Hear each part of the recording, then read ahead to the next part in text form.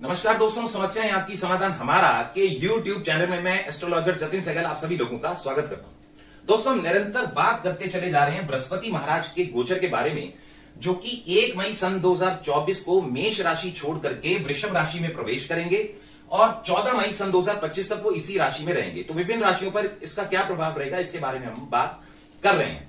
तो दोस्तों, अब बारी है वृषभ राशि के जातकों के लिए।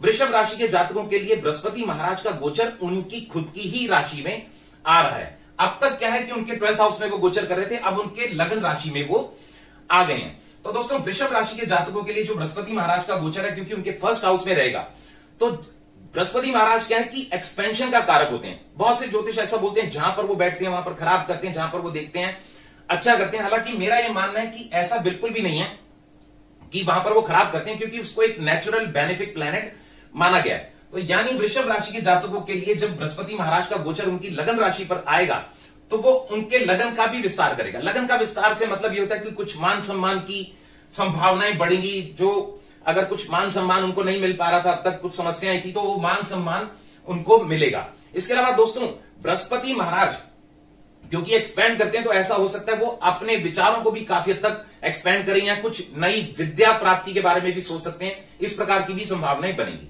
इसके अलावा दोस्तों, बृहस्पति की 3 दृष्टियां होती हैं, 5वीं, 7वीं और 9वीं। तो वृषभ राशि के जातकों के लिए बृहस्पति महाराज की 5वीं दृष्टि उनके 5म स्थान पे आएगी। 5म स्थान बुद्धि, विद्या, प्रेम का होता है। यानी डेफिनेटली अगर कुछ प्रेम संबंधों में कुछ रुकावट आ रही थी, तो उसमें वो समस्या आपकी सॉल्व हो जाएगी। कई बार ऐसा होता है कि संतान प्राप्ति के लिए बहुत समय से इंतजार कर रहे थे, तो संतान प्राप्ति की भी संभावनाएं बन जाएंगी, उनके लिए बहुत बढ़िया रहेगा। इसके अलावा कई बार क्या होता है कि आपने कहीं पढ़ने जाना था, कहीं विदेश जाना था, या पढ़ाई में कुछ रुकावट आ रही थी, या आपके कोई सर्विस के एग्जाम, सिविल सर्विसेज के एग्जाम कुछ अटके हुए थे, तो उसके बारे में विद्या अगर आप ग्रहण करना चाहें, तो उसके भी मार्ग काफी हद तक आपके लिए प्रशस्त होंगे। इसके अलावा दोस्तों, बृहस्पति महाराज की 7वीं दृष्टि उनके 7th हाउस में आएगी। तो 7th हाउस आपके स्पाउस का होता है और आपकी डेली इनकम का, आपके पार्टनर का। फॉर एन एग्जाम्पल, अगर आप कोई पार्टनर ढूंढ रहे थे बिजनेस के लिए, तो वो मिलने की संभावनाएं बन जाएंगी। इसके अलावा अगर अब तक विवाह नहीं हुआ था और विवाह में अड़चने रुकावटें आ रही थी, क्योंकि बृहस्पति महाराज की 7वीं दृष्टि 7th हाउस में आएगी, तो आपके विवाह की भी संभावनाएं बन जाएंगी। इसके अलावा दोस्तों, बृहस्पति महाराज की 9वीं दृष्टि उनके 9th हाउस पे आएगी।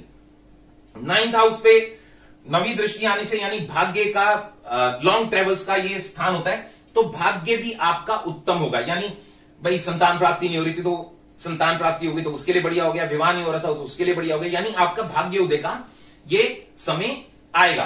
बट दोस्तों, एक खासियत ये है कि ये थोड़ा सा प्लैनेट ईगोइस्टिक होता है। तो मैं ये बोलूंगा वृषभ राशि के जितने जातक हैं, थोड़ा सा ईगो से बचें, वाद विवाद से केवल वो बचें। ये नहीं कि किसी को भी गुस्से में, क्योंकि बृहस्पति टीचर है, तो वो हर चीज को टीचर की तरह ना लेकर के थोड़ा सा सॉफ्टली अगर लोगों के साथ बिहेव करेंगे, तो उनके लिए बहुत बढ़िया रहेगा। बट दोस्तों, जैसा मैंने हमेशा कहा कि ये जो गोचर होता है, वो केवल और केवल डिलीवर करने आते हैं। सबसे पहले हमारी जन्म कुंडली ही काम कर रही होती है, जो कि हमारी जन्म तिथि, जन्म समय, जन्म स्थान के अनुसार तैयार होती है, और उसमें प्रेजेंटली चल रही महादशा, अंतरदशा और प्रत्यंतर दशा, यानी उसका स्टार लॉर्ड, सब लॉर्ड, सब लॉर्ड कॉम्बिनेशन, अगर तो वो पहले से शुभ फलदायी होगा, तो हमें अच्छे रिजल्ट्स मिलेंगे। बट अगर वो पहले से अशुभ फलदायी होगा, तो उतने बेटर रिजल्ट हमारे को नहीं मिलते। एक चीज हमेशा बोला मैंने कि ज्योतिष कभी भी डराने के लिए नहीं बनाया गया है।